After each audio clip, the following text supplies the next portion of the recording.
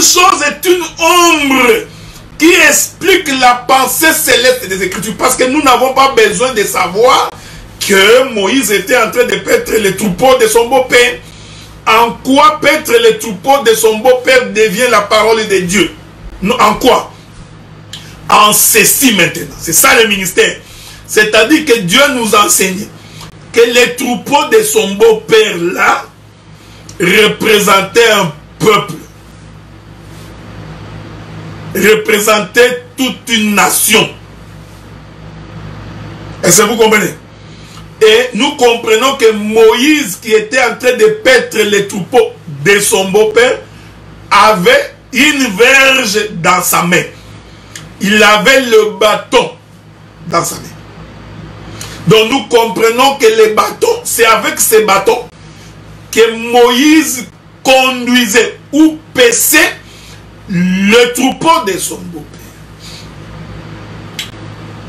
Psaume 79, verset 13. Nous lisons Psaume 79, verset 13. Nous tous, ton peuple, les troupeaux de ton pâturage, nous te célébrerons éternellement de génération en génération et nous publierons tes louanges. Donc, j'ai fait ces ricochets. Je suis passé par là pour te faire comprendre que quand Moïse est en train de paître les troupeaux de son beau-père, ces troupeaux-là représentaient tout un peuple. Ça représentait la femme. Je n'ai pas fini, attendez. Je crois que je dois encore avoir une autre écriture, non? Je crois. Allons trouver notre écriture. Nous prenons les livres de Luc chapitre 12, verset 32. Luc 12, verset 32. Ne crée point petit troupeau, car votre Père a trouvé bon de vous donner le royaume. Ah, donc, nous comprenons que tous ceux qui croient au Seigneur sont un troupeau. Donc ici, quand nous parlons des troupeaux, n'allez pas voir les boucs, les chèvres, les agneaux, les brebis. Ah non! Le pourceau. Non, non, non, non, non, non, non. Donc, tu as la connaissance de la zoologie. Ok? Juste pour comprendre le royaume. Donc, Dieu parle de choses naturelles. Il est donc en train de partir de ce qui est visible, de ce que vous connaissez, mais pour expliquer le royaume. Je vais ajouter pour vous, pour une meilleure digestion, Jean chapitre 10, verset 16. J'ai encore d'autres brebis qui ne sont pas dans cette bergerie. Celles-là, il faut que je les amène. Ils entendront ma voix et il y aura un seul troupeau, un seul berger. Ça vous arrive, non? Donc, le frère Moïse, quand il était en train de paître le troupeau de son beau-père, le troupeau de son beau-père représentait le peuple. Or, Jéthro était un Madianite. Donc, Jéthro était un étranger. Et vous comprenez ce que nous disons. Maintenant, nous comprenons que les troupeaux ici, c'était un peuple étranger.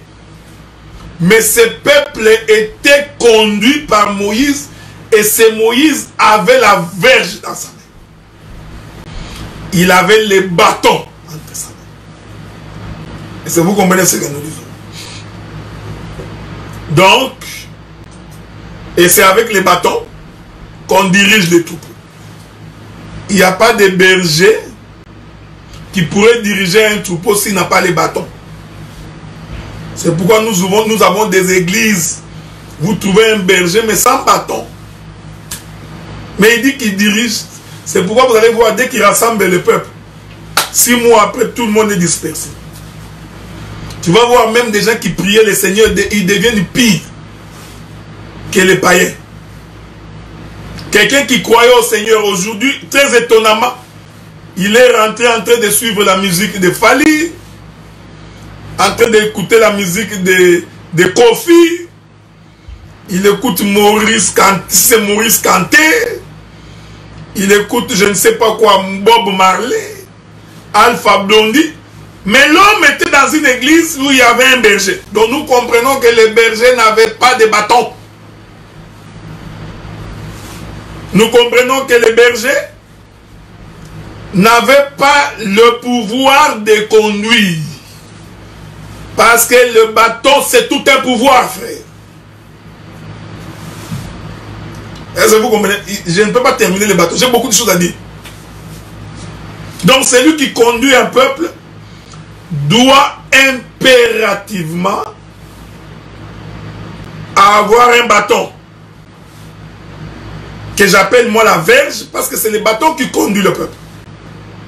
C'est-à-dire, il doit avoir la révélation de la parole.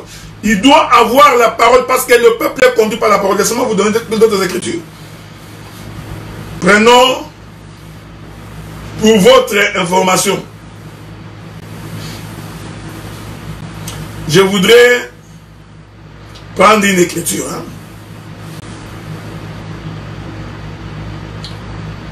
Nous prenons Psaume, le chapitre 22. Psaume, chapitre 22. Je vais d'abord lire le verset 15. La folie est attachée au cœur de l'enfant. La verge de la correction l'éloignera de lui.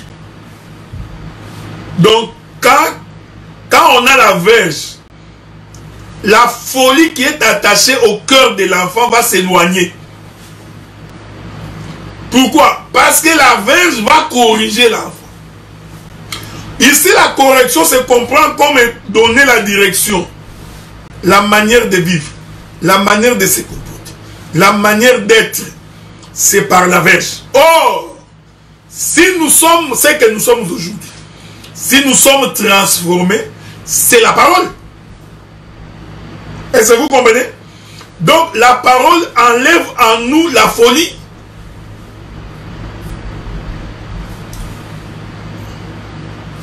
Le verset, le chapitre 23 de Proverbes. Non, prenons chapitre 29. Proverbes chapitre 29, verset 15. Nous lisons. La verge et la correction donnent la sagesse. Mais l'enfant livré à lui-même fait la honte de sa mère. La crainte de Dieu est le commencement de la sagesse. Psaume dit, c'est la verge et la correction qui donnent la sagesse. Donc nous comprenons que la crainte de Dieu, tu comprends, c'est avoir la verge. Et cette verge qui corrige te rend sage. Donc, Moïse avait donc entre ses mains un bâton. Et c'est ce bâton qui lui permettait de diriger. Je voudrais, vous savez, je ne peux pas m'empêcher de vous ajouter d'autres écritures. La Bible dit ceci. Je voudrais prendre Apocalypse chapitre 12. Nous lisons le verset 5. Elle enfanta un fils qui doit paître toutes les nations avec une verge de fer. J'ai pris cette écriture pour dire que la verge c'est pour paître. C'est-à-dire c'est pour donner de la nourriture au troupeau. Est-ce que vous comprenez? En d'autres termes, la verge ou le bâton donne la nourriture au peuple. Donc c'est par la parole que nous sommes nourris. C'est pourquoi Jésus avait dit, l'homme ne vivra pas seulement de pain, mais de toute parole qui sort de la bouche de l'Éternel. Donc ce qui sort de la bouche de l'Éternel est une nourriture pour le peuple. Or, Le troupeau est nourri par le bâton. Selon l'écriture, c'est par la verge que le peuple est conduit. Mais quelle est donc cette verge? Dieu dit à Moïse, qu'est-ce que tu as dans ta main? Moïse dit, j'ai une verge, un bâton. Dieu dit à Moïse, jette-la par terre. Je voudrais vous faire remarquer que le bâton était entre les mains de Moïse. C'était le même bâton que Moïse avait utilisé pour paître les troupeaux de son beau-père. C'est le même bâton que Moïse va utiliser pour aller faire sortir les enfants d'Israël. Est-ce que vous comprenez? C'est pour dire que les mêmes bâtons nourrit les étrangers, c'est-à-dire les troupeaux de son beau-père. C'est le même bâton qui va nourrir aussi Israël. C'est pourquoi nous disons la parole que nous confessons aujourd'hui est une nourriture et pour nous et pour Israël. Nous mangerons tous la même nourriture. Ici, je voudrais vous faire remarquer qu'il y a une double dispensation qui s'accomplit. Il y a d'abord la dispensation du temps où Moïse passe avec le Madianite. Est-ce que vous comprenez? Quand il finit avec le Madianite, il doit aller chez les Juifs. Mais, remarquez frère, avant d'aller chez les Madians, Moïse était d'abord avec les Juifs. Vous connaissez l'histoire? Un jour, Moïse croise un Égyptien en train de battre un Israélite.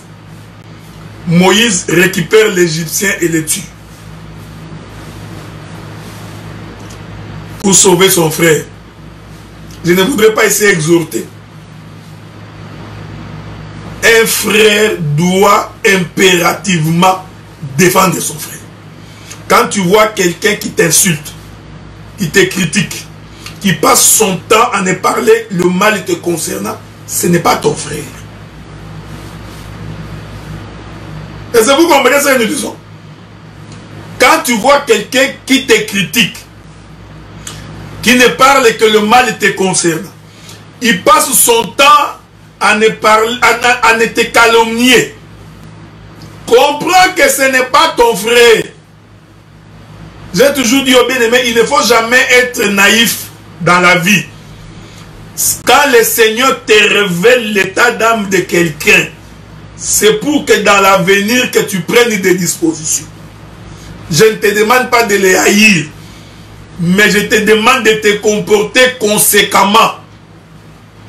Un frère qui t'a déjà volé, qui t'a déjà insulté, qui manigasse des plans pour te détruire, c'est quelqu'un que tu dois éviter.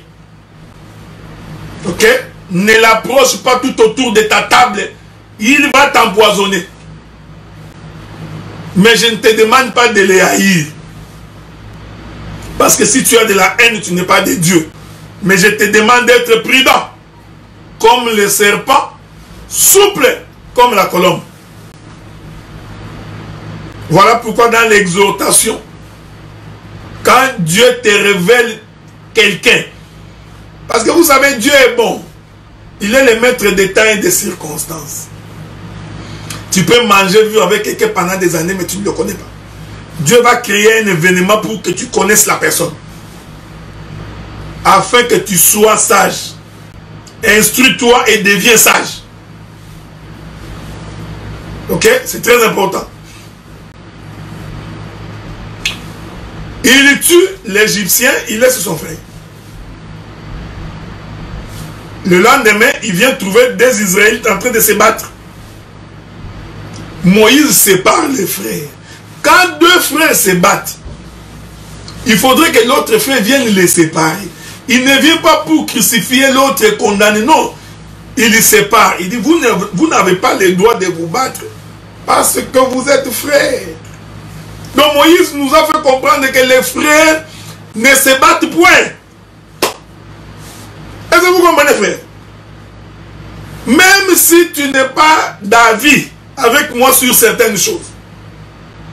Même si sur ma manière d'être ou de me comporter, il y a des choses qui ne t'arrangent pas. Mais nous ne pouvons pas nous battre. C'est ça être frère. Donc si nous nous battons, l'un de nous n'est pas frère de l'autre. Moïse dit, vous ne pouvez pas vous battre parce que vous êtes frères. Il faut vous séparer, non? S'il y a un différend entre vous, séparez-vous. Mais ne vous battez pas. Ces gens disent, qui t'a établi juge au milieu de nous. Nous comprenons qu'il est venu chez les siens, mais les siens ne l'ayant pas reçu. Est-ce que vous comprenez? Donc quand les deux Israélites dirent à Moïse, qui t'a établi juge, en d'autres termes, ils l'ont rejeté. Ils ont dit, tu n'as pas été établi juge sur nous. Donc, il est venu chez les siens, mais les siens l'ont rejeté. C'est comme ça que Moïse va aller chez les Madianites. C'est le mouvement du Seigneur Jésus-Christ. Il vient chez les Juifs les rejettent. Qu'est-ce qu'il fait? Maintenant, il va chez les nations. C'est le même Moïse. Mais c'est le même Moïse qui reviendra encore chez les Juifs pour être leur juge et leur roi. Mais quand il est chez les Madianites, il y va pour paître les troupeaux de son beau-père. Je te salue, ma bien-aimée Lola Belusha. J'ai toujours été content quand je te vois en ligne comme ça. Que Dieu te bénisse, qu'il bénisse ta maison, qu'il bénisse ton mari. Remarquez cette chose, frère. Donc, quand il va chez les Madianites, c'est pour un travail. C'est le travail de paître les troupeaux. Ici, je vous informe que ce n'est pas l'objet de mon intervention. Il y a beaucoup de couloirs que Moïse a traversés chez les Madianites. Il y en a beaucoup. Mais je ne voudrais pas entrer dans ces couloirs. Parce que je pouvais aller expliquer Séphora. Expliquer la naissance des deux enfants de Moïse chez les Madianites. Tout ça, c'est un voyage prophétique. C'est le temps de la grâce. C'est le temps où le Seigneur est en train de passer avec nous. Est-ce que vous comprenez ça? C'est pourquoi, avec le même bateau, il va donc paître les troupeaux de son beau-père. Avec le même bâton, il nourrit les troupeaux de son beau-père. Mais quand le Seigneur le croise, il les fait retourner en Égypte. Donc, quand Moïse rentre en Égypte, ceci c'est une portion pour expliquer la fin du temps des nations, pour qu'avec les mêmes bâtons qu'il avait utilisés pour paître les troupeaux de son beau-père, il va rentrer avec les mêmes bâtons pour aller visiter Israël. Souffrez. Rentrons dans Exode. Rentrons dans les livres d'Exode pour que vous ne puissiez pas dire que vous n'avez pas vu ça. Nous lisons. Exode chapitre 4. Je vais lire avec vous. L'Éternel lui dit, qu'y a-t-il dans ta main? Il lui répondit, une verge. L'Éternel dit, jette-la par terre. Il la jeta par terre, elle devint un serpent. Moïse fouillait devant lui. L'Éternel dit à Moïse, étends ta main et saisis-le par la queue. Il étendit la main et le saisit le serpent. Le serpent devint... J'aime ça. Le serpent redevint une verge dans sa main.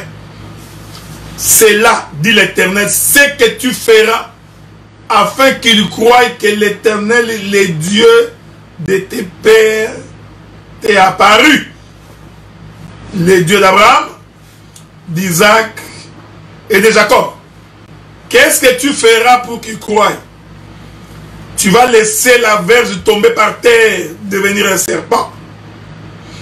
Ensuite, tu prendras le serpent par la queue, tu le soulèveras, elle redeviendra une verge dans ta main. C'est ce que tu feras. Mais cette verge-là, c'est la même verge que Moïse utilisait tout le temps qu'il était en train de paître les troupeaux de son beau-père. Regardez. Mais c'est quoi ça? Donc nous comprenons. La verge était donc dans la main de Moïse. En d'autres termes, la verge était dans les lieux élevés. Parce que la verge dans la main de Moïse, c'est la verge élevée. Est-ce que vous comprenez?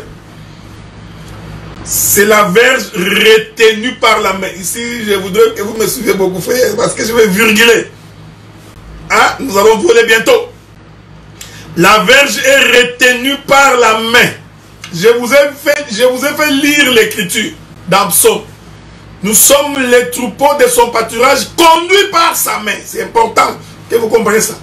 Donc, c'est la main qui retient la verge. Quelle est cette verge retenue par la main?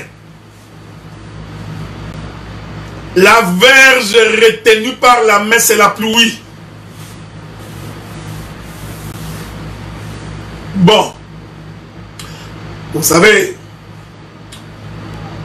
quand nous disons ces choses, deux fois les gens ne comprennent pas. Alors nous allons consulter les prophètes.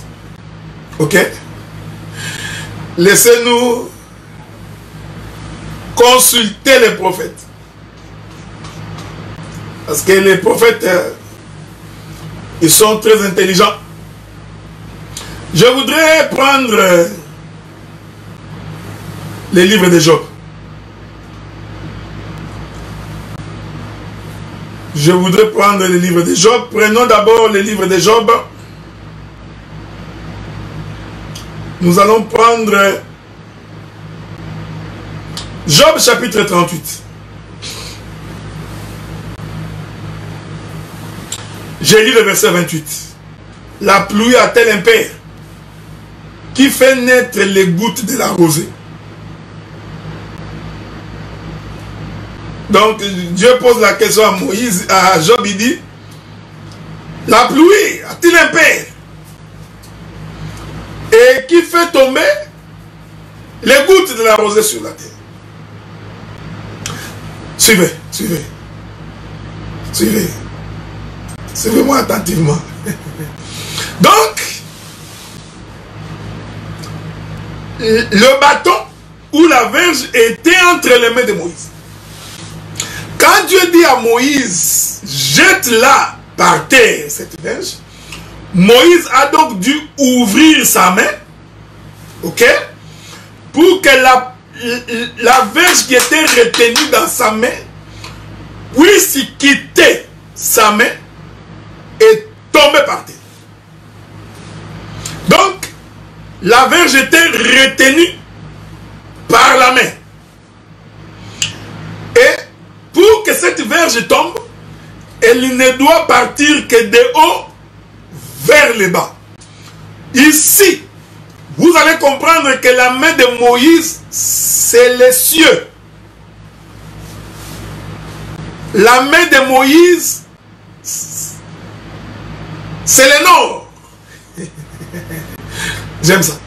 La main de Moïse, c'est le trône de Dieu. Est-ce que vous comprenez? Donc, les cieux doivent relâcher ce qui les retient. Oh frère, qu'est-ce que les cieux retiennent? Les cieux retiennent la pluie. Souvenez-vous de l'écriture de Genèse. Aucun arbuste des champs ne germait encore. Aucune herbe ne poussait encore.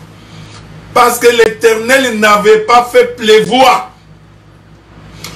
Quand l'Éternel ne fait pas tomber la pluie, c'est que l'Éternel a retenu la pluie. Ici, nous comprenons que la main de Moïse retient le bâton encore. Donc la main de Moïse, c'est les cieux. Mais les cieux doivent relâcher. Écoutez-moi attentivement. Parce que la délivrance du peuple dépend du fait que le bâton doit être relâché. Si le bâton n'est pas relâché, le peuple qui est en Égypte ne peut pas être sauvé. Donc pour que le peuple qui est en Égypte soit sauvé, il faut que la main de Moïse relâche la verge, frère. Ici, j'explique que la main de Moïse, c'est les cieux. Or, les cieux, c'est les nuages. J'aime ça, j'adore ça, j'adore ça. Écoutez, écoutez, frère, écoutez. C'est toujours les frères Job. Hein? C'est toujours les frères Job qui vont nous aider. Ou les psalmistes. Je prends Job chapitre 26. Job chapitre 26. Il est écrit, le verset 8. Il renferme les eaux dans ses nuages.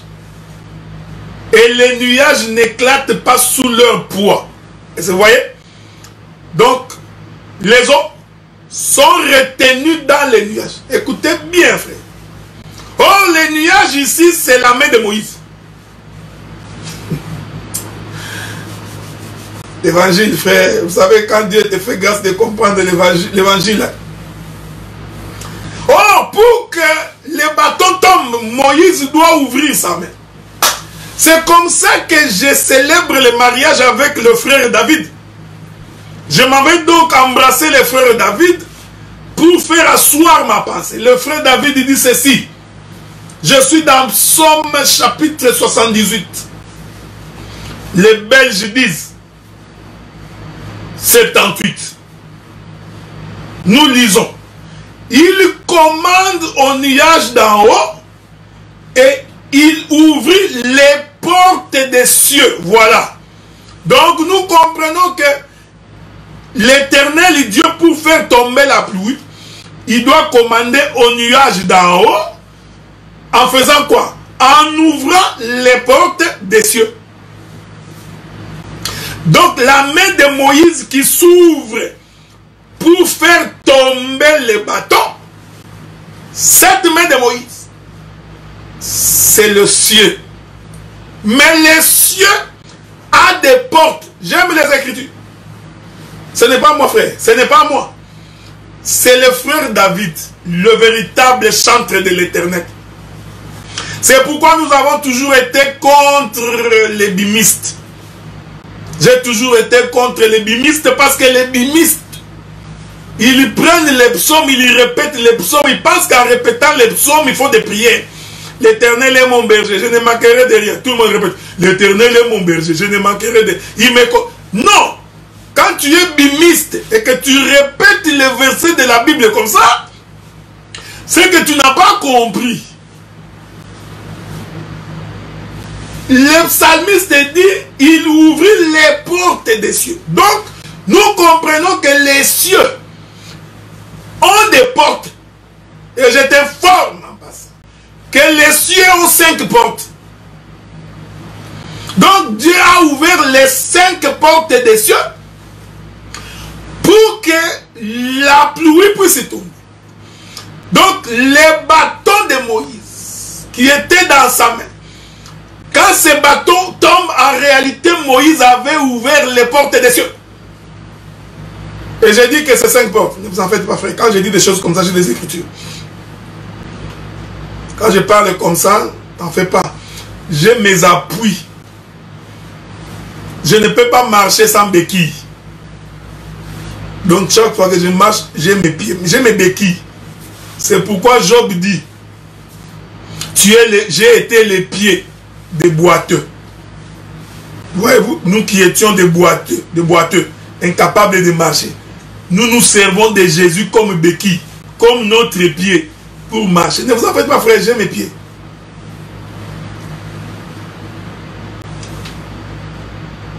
Regardez. Donc, ici j'explique les bâtons. Que le bâton est une pluie. Ok? Le bâton est une pluie. Mais ce bâton doit quitter la main de Moïse. C'est-à-dire, Moïse doit ouvrir sa main. Et j'ai dit qu'ouvrir la main, c'est ouvrir les cieux. Apportez dans la maison de l'Éternel vos dîmes et vos offrandes. Et vous ne verrez pas. Si je n'ouvrirai pas les écluses des cieux. Voilà. Donc les cieux ont des portes.